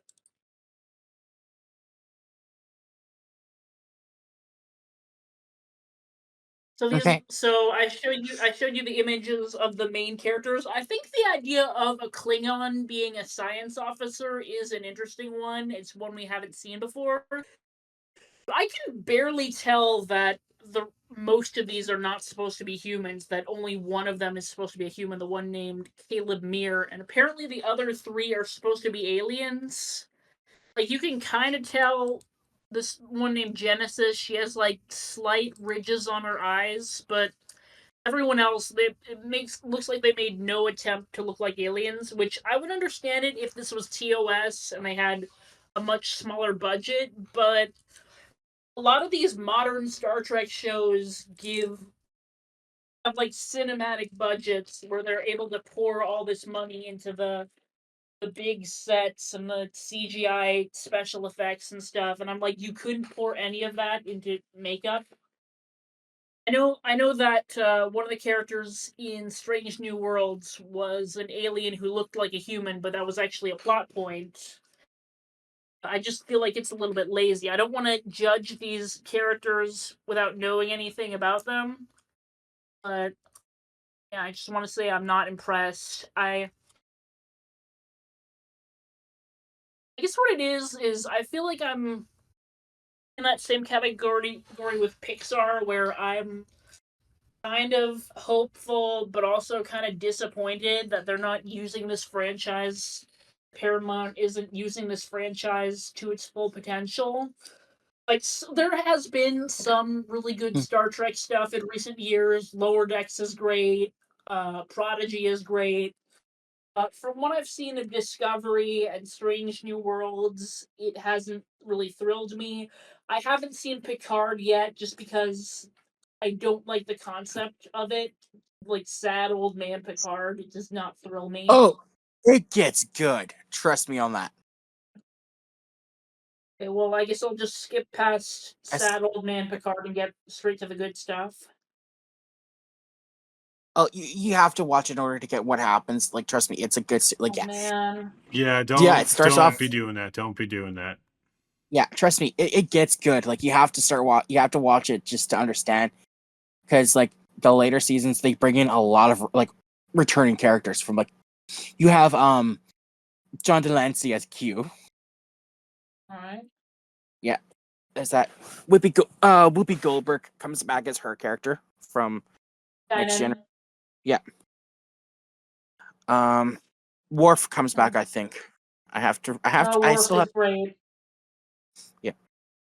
You don't know this, but I have an action figure of Worf on one of my nightstands, like right next to me. Yeah, you shared that before. You shared that with me before. I remember that. I mean, you didn't know it was in the room with me. True. All right. I found my photo, and I have to say this. Yu, I'm sorry. You were right. Sage is going to be coming into the IDW comics January 26th. Wow. I thought it was like sooner. Okay, I'm wrong. I admit that. I'm a big man. I can admit that I was wrong.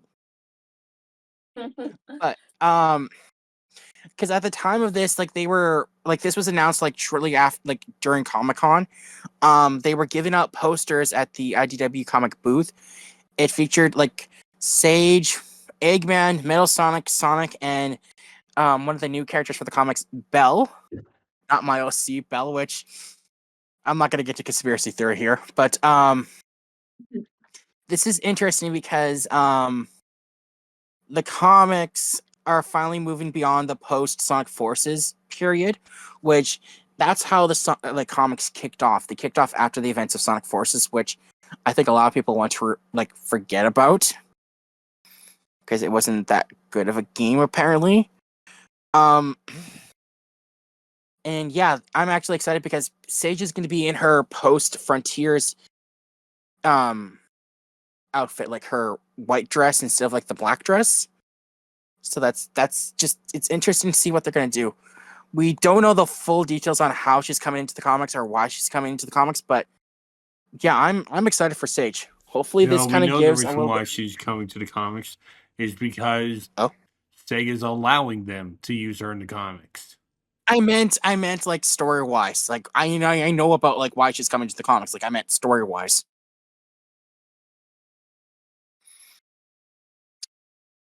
I'll shut up.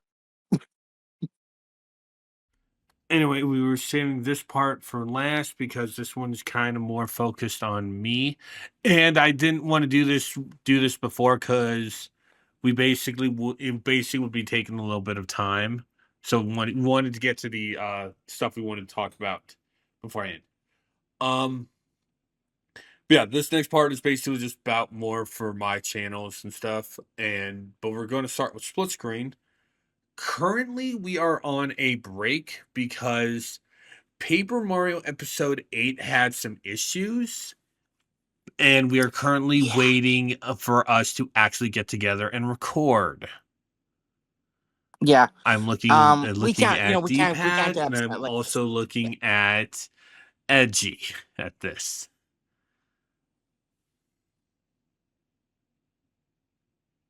this. I mean, I can probably record. We're not, yeah, but yeah, no, yeah, but we're gonna see where we can. So we're not sure when it will be back. I am going to also be talking to the rest of the guys about this, about what we have planned for Paper Mario, and see if it's going to be changed. But that'll be here, neither here nor there. For my own YouTube channel, some of you might know that I've finally started doing a Let's Play thing with my partner, Mystic God Panda. We are Ryu and Panda Plays, going for my main moniker, Ryu Hakra. Basically, what this is it's basically just Let's Plays. That is currently on break because of summer heat giving health issues for Panda. So we do apologize for that, and we will be back around late September, early October, that sort of time frame. And on my own channel, I've been thinking on this periodically. In fact, this was something I was thinking on back in April. I kind of want to do a Super Friends Abridged type deal. I don't want to basically become a new Team 4-star. I don't want to do that. But I do kind of want to get together with some friends and do a abridged version of that. Like, one joke I had is from an episode where Super Friends had to deal with man beasts. The villain and their sidekick are running to escape, and they hit an escape hatch. It raises and Superman's there. I just want to basically no, that's not. It's part of the episode. It's not an abridged joke. It's doing. This is what I was going to do for the abridged joke. I was going to have Ray's hello there. Just have Superman just say hi, like he randomly, or something akin to he randomly found the door and didn't realize it was a door. Another joke I had was another episode had a sinking submarine in the water. So nice. And so Aquaman is joined by Black Lightning. Yes, that's his name. And I wanted to, and when they take off, there's a small conversation between Wonder Woman and Superman. And I wanted to go, and the joke of that would be after Superman says something like, they'll be fine, just play the Gordon's Fisherman theme really quietly in the background. Nice. Pretty funny idea. Yeah, I do want to get some friends together, and so we can actually start doing that type of stuff. I'm pretty sure D-pad would want to do that. Do you? Oh, definitely. Like if you need someone to do a Batman, I can do just the grumpy just like Alfred. Just I can do a deep voice just. I can play Batman as a whiny little brat if that helps. No, we'll do no. The whiny brat thing might be Wonder Twins, the Super Teens. depending on episodes Okay. that we do. The whininess might work for that. I thought something funny though for like Aquaman, just have someone like gargle like No, because he's under. no. No, it's kind of done before. It's would I also be feels good for forced. anything? If you want, that's up to you. I mean, just would I be a good voice for anything? That's entirely up to you. I'm not going to say, oh, you can be this character. I didn't do that for D-pad. Okay. Bad. It's completely up to you and to you. But yeah, I still don't even know if I want to fully do this. This is just a thing my brain's been doing. So if people are interested and want to actually do it, I might. But yeah. Anyway, that's everything I actually wanted to say.